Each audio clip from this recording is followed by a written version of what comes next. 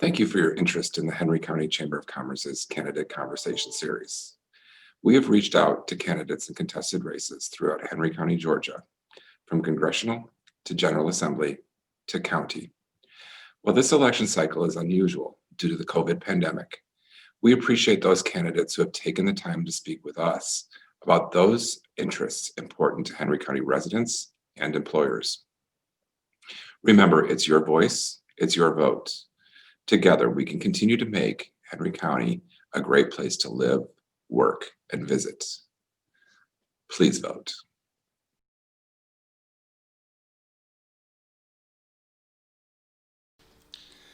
Welcome to the Henry County Chamber of Commerce Candidate Conversations. Today's is with Mr. Jack Redlinger. He's a candidate for Henry County Sheriff. My name is Don Dunlap, and I'll be hosting today's conversation.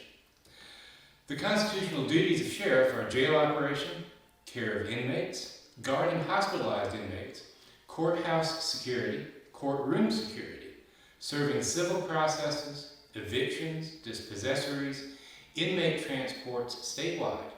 They serve arrest warrants, juvenile transport, extradition of inmates from other states, tracking sex offenders, protecting citizens, both in law enforcement duties and fighting illegal drugs. They issue raffle licenses and metal recycler permits. It's just kind of a summary of what the constitutional duties are as sheriff. So our first question is, what do you like about Henry County? Well, as we were looking for a county to move into, we looked at the schools, we looked at the crime rate, we looked to see how many citizens were in the county and try to find a little out in the area to move to besides in the city. So we decided to we picked Henry County, of course. We used to live in Clayton County, so it was a big jump from Clayton County. And we looked at Union Grove schools. We enrolled our daughters into the schools, and probably it's the best thing that we've done county that we've lived in, and we love living in the Kellytown area.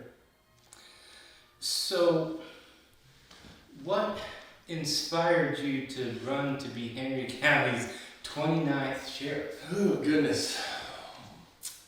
Well, it's kind of funny. Back in my younger days when I was with the Atlanta Police Department, I really didn't want to be a supervisor. I just wanted to work. I just wanted to work the roads.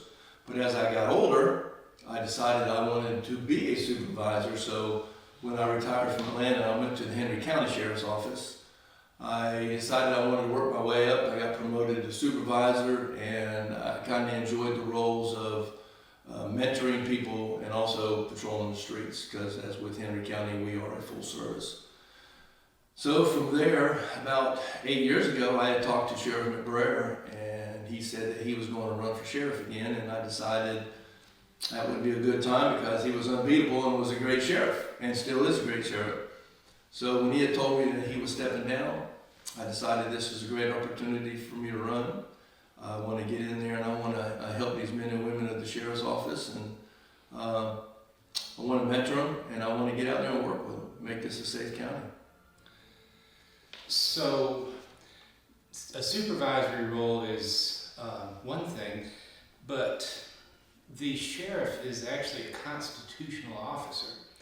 So, to you, what does being a constitutional officer mean, and how's it going to impact your work with county elected and appointed officials? Well, being a constitutional officer I believe, has its perks and does not have any perks. Being a constitutional officer, the sheriff, let's take for instance here in the county, dealing with the commissioners, I don't think the commissioners really like it too much because they can't tell the sheriff what to do. The sheriff can submit the budget and all that other good stuff. Commissioners can fight with the budget, but they can't tell the sheriff how to spend his money in the sheriff's department. They can't tell him what to do. They pretty much have no control over the sheriff whatsoever. So I think that's kind of going to present a little bit of a problem between them. I just hope that when elected sheriff that I can work with them and we can see eye to eye, and that we can work together also with the Henry County Police Department together. But it's going to be tough to start out with, I'm pretty sure, when you have a new sheriff, because from my understanding, there's only been 2 sheriffs in the last 28 years. Yes. So The commissioners are pretty used to who they're working with right now. I don't think that they're ready for a guy like me. Well, we'll see what happens here in a couple weeks. Currently, the sheriff operates a 908-bed adult pretrial detention center in 2 buildings, serving all of Henry County and the 4 municipalities. You provide courthouse and courtroom security, provide trustees for community service work details, process and serve warrants and civil actions, provide school resource officers for Henry County schools. You provide educational programs both in school and out of school for youth. Maintain sex offender registry and track offender addresses. Provide deputies participate in DEA, ICE, Flint River Drug, and Federal Marshals Task Forces. So, my 4th question is about the jail. The Lawrenceville Street Jail had 30 inmates capacity. It was shut down by a judge in 1979 for overcrowding. The Hampton Street Jail had 92 inmate capacity. It was closed by a federal judge in 1991 due to overcrowding. The current jail in 1991 started with 174 beds. We've had additions in 2002 and 2007, which has increased the total to 824, plus the 84 beds over at Hampton Street Annex. So increasing inmate counts will have us nearing capacity soon. Our current sheriff had asked for another pod, which failed to be included on the SPLOST 5 project list. Do you view this as an issue? And if so, what's your plan to address it? Well, I believe it is an issue. I think it's an issue as with all sheriff's departments because, as you know, crime is going to go up, and it's gone up quite a bit since this COVID. We are short on beds, from my understanding. They do need, actually by the time that the commissioners decide that they will build 1 pod, it's going to be time to build 2 more pods. So I think we just need to sit down and work with these commissioners and try to see if we can get these pods built. I mean, even the sheriff's department needs to be have an addition to the sheriff's department because it's just not big enough to hold the men and women that they have coming in and also the inmates that are coming in. So I believe it's going to be a little situation to deal with, but I think that we can work through it. And once the citizens see that that's what we need, I believe that they'll back us and they'll go along with the commissioners and we can get this done. But it is a problem and we definitely need to add on. The sheriff's office transports about 5,000 inmates to and from court annually. There's been some discussion about inmate transportation and even possibly courthouse location. Do you feel the current system is safe and cost effective? And if not, what changes do you consider making? I believe it's safe for right now. However, I have seen the court system and some of the holding cells over there. I believe that the holding cells that they have over at the court system is outdated, especially if you have 2 or 3 people that are involved in the same case and they have to be separated. So you need more room. The holding cell, I think there's only like 3 or 4 holding cells over there. We need a lot more. We have the deputies to make sure that it's safe to transport them back and forth. I don't think that's going to be a problem, but housing them in the courthouses, I think, is a problem right now. And we just need to get the commissioners to come over, take them on a tour, let them see what it's like, and I'm pretty sure that they'll make some good decisions on trying to update the holding cells over there. The sheriff's office receives nearly 27,000 civil actions and 7,000 arrest warrants annually. We recently have seen tragic consequences of warrant service gone bad. Do you have any procedural changes you would make in that process? Yes, I do. First of all, I think it's, and as we all know, we have seen in the last couple of years, is a simple code violation can turn into something very, very dangerous. It's kind of walking into a domestic violence situation. You just never know what's going to happen. Every warrant is dangerous. I would like to see at least 3 or 4 deputies going on any type of arrest warrant. I don't care what it's about. I want to make sure that my deputies are safe. They go home at the end of the evening, and I also want to make sure that the citizens are safe, especially the subject that they're trying to arrest. So I'm going to try to make it mandatory that at least 4 deputies go to every arrest warrant where they have to go to a house. And if there's other deputies in the area, or if there's other county police department in the area, that they can also come by and make sure that everything's safe. But yes, we will definitely make those changes as we get in there.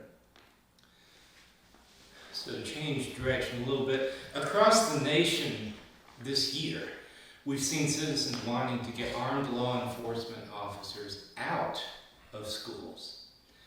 In the current climate, what is your view of the role of school resource officers in Henry County schools going forward?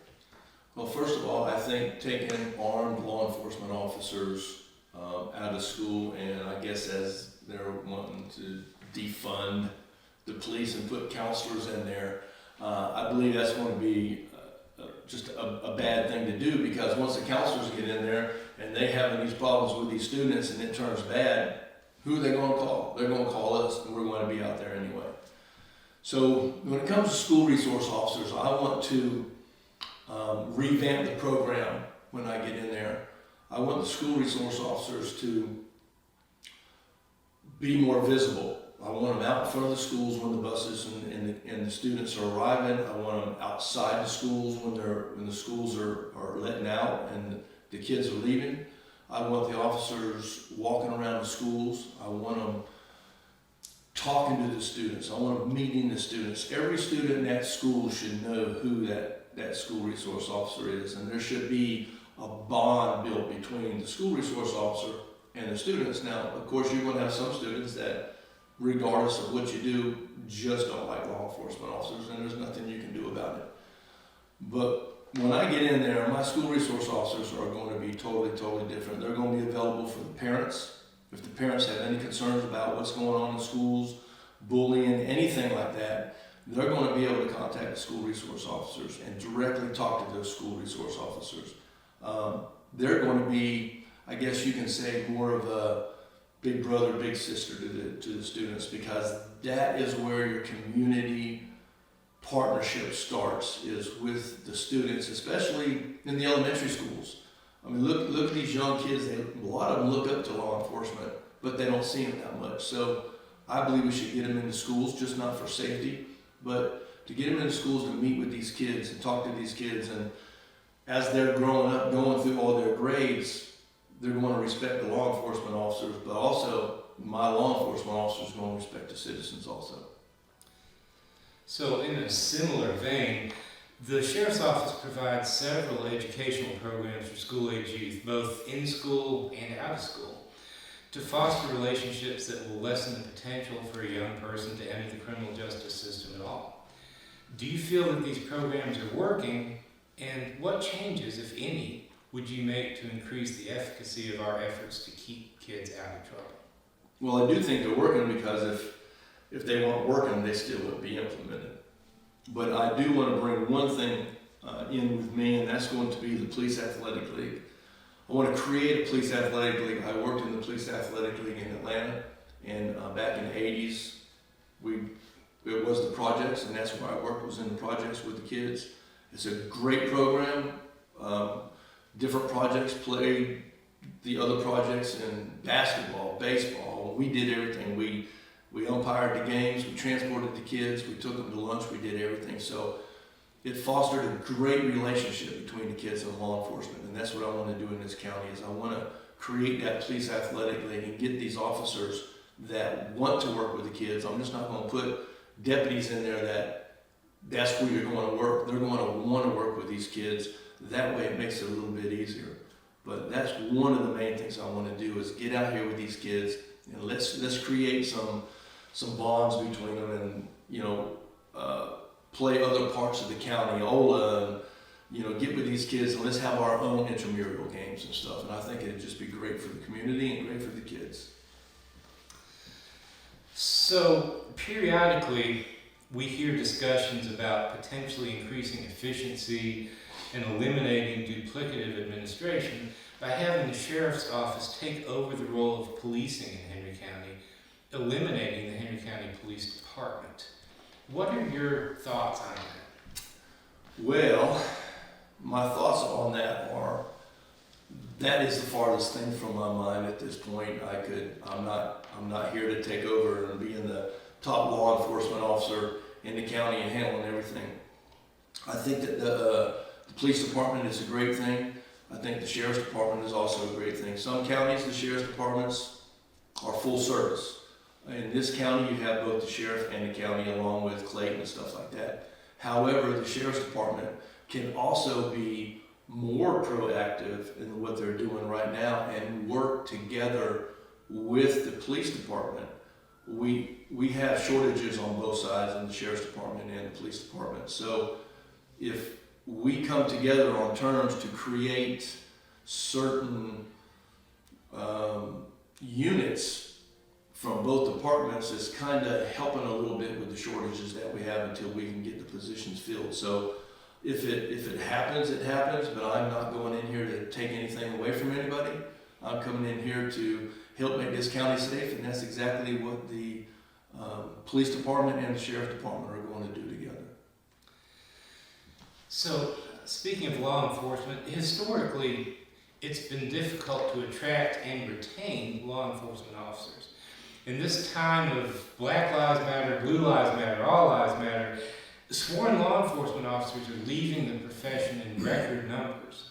What is your strategy to ensure that the sheriff's office is consistently fully staffed with deputies that reflect Henry County, our community, and serve our citizens with excellence? Well, that's going to be a little tough too, I think.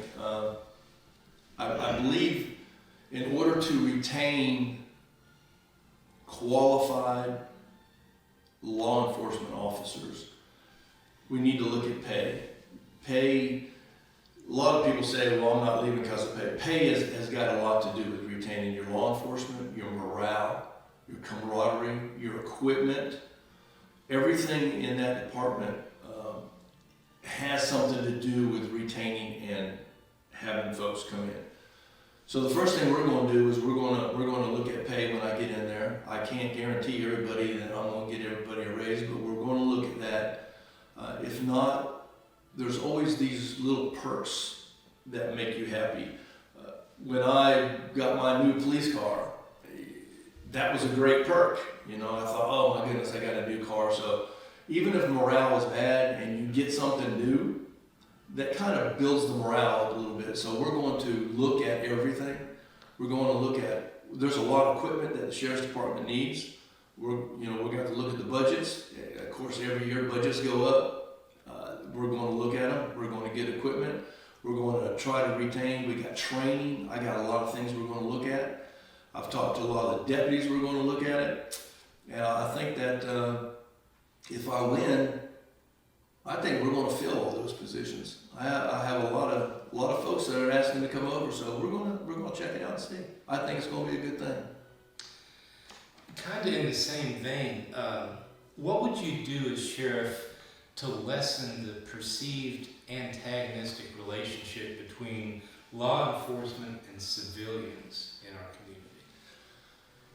Well, there's a huge disconnect between the law enforcement and the community.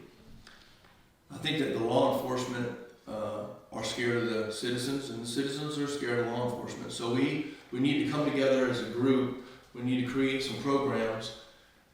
I personally would like to create a citizen advisory board, which would kind of change out every year, get new ideas and new people in, and create this board to find ways of bridging this gap between the community and the law enforcement. I want the law enforcement to be out there. I think we need to get back to the community-oriented policing type. So when these deputies are out riding around, they need to stop and talk to people. If they see you out there mowing your yard, they need to stop and talk to you, see how things are going. You know, that creates a bond between the community and law enforcement. I want the community to come into the law enforcement side, come over to the sheriff's department, see what we're doing, see how we're doing things. We'll take you on tours. We'll show you everything. I want to create some more citizen academies, just not one every couple of years or 2 every year. I want to try to do things every month, and that's what this advisory board is going to be all about, is to help us create more programs, roundtable discussions, also getting the PD in here with us, and let's find a way to bridge this gap. We really, really need to get back into that community-oriented policing. We need to get out into the communities, and we need to talk to these citizens and let them know we're citizens. First of all, we're citizens before we're law enforcement officers. Because when we go home, we're a citizen. We also want to see law enforcement come right through our neighborhoods and stop and talk to us too. So you're going to see a lot of that when I get in this office. So COVID-19 is going to be with us even once a vaccine is found and distributed. Do you believe adequate protections for deputies, staff, inmates, court workers, and civilians are in place in the sheriff's office? And if not, what changes would you implement? Yes, I think right now everything's going well. A lot of the citizens on the outside really can't see what we're doing or how we're handling the COVID-19. But all the sheriff's departments currently right now I think they're doing a very good job. What prisoners they're bringing in, testing, the gloves, you get your temperatures checked. Even when law enforcement are going into the jail themselves, they have to go through the same testing procedures as the inmates coming in. So, you know, at this point, I think everything's fine and perfect. I don't see anything else that we need to change right now, and I'm pretty sure if something comes up, it's going to be done. But right now, Henry County's doing great, and so is all the other sheriff's departments. If you noticed, you haven't heard anything about any inmates contracting COVID, so I think they're doing a pretty good job. So that was my last question, and I'm so glad that it's a positive. But I do want to give you an opportunity to have a closing statement before we wrap up. I do. I've been thinking about a closing statement, and I hope y'all don't mind I put my glasses on, I'm getting old. But I have something here that, and it's really coming from the heart. It's just not something that I decided to write coming out of my head. So this is what I'd like to say. In 1982, at the age of 26 years old, I took an office to protect and serve the citizens of Atlanta. I joined one of the most diverse police forces in perhaps the most diverse city in the South. During my service in Atlanta, and currently my service with the Newton County Sheriff's Office, I have always taken my oath very seriously. I have been raised by Marines, and I lived in numerous cities as my parents served this country. Treating others with respect and dignity was not only expected, but demanded. I was raised to maintain a high level of integrity, doing the right thing even when no one was watching. I carry these attributes daily. It is just who I am. Today, our country and my profession are facing an enormous amount of scrutiny. The sheer quantity of police brutality events has caused a racial divide that cannot be ignored. As a law enforcement officer, there is no room for hate. Every citizen is deserving of respect, but lawlessness will not be tolerated by anyone. As Henry County Sheriff, I intend to make every effort to hire applicants of high moral character, maintain sworn officer training that includes de-escalation techniques, crisis intervention, and effective oversight of any alleged officer misconduct. The use of chokeholds will not be tolerated, but let me be clear. I will support my deputies that follow appropriate use of force guidelines to protect life according to the standard operating procedures of the office, and will not tolerate those who do not. Now, with that in mind, I will say that Sheriff McBraer's endorsement was truthful and that the sheriff should never be partisan, because he or she will represent every citizen regardless of party affiliation. He also said, most importantly, that the sheriff should be of unquestionable character. I urge every voter to look beyond what is broadly presented by each candidate It is my hope that you do not simply make a decision based on an endorsement of others who may not actually know the candidate, nor solely on campaign rhetoric. And more importantly, do not place your vote blindly supporting someone because they look or does not look like you. And I maintain that I am completely approachable. My contact information is listed on my website, jackredlingerforsheriff.com, and social media pages. I urge you to attend any of my meet and greets that may be coming up, or you may call me should you wish to speak to me. I would love to meet you, earn your vote, and I would love to become your next Henry County Sheriff. Thank you. Mr. Redlinger, thank you for coming in and talking to us. And citizens, thank you for tuning in and watching our candidate conversations. Don't forget to vote. It's important. And hopefully these candidate conversations have helped inform you about not just what the signs say, but who these candidates really are. Thank you very much for joining us. Have a great day.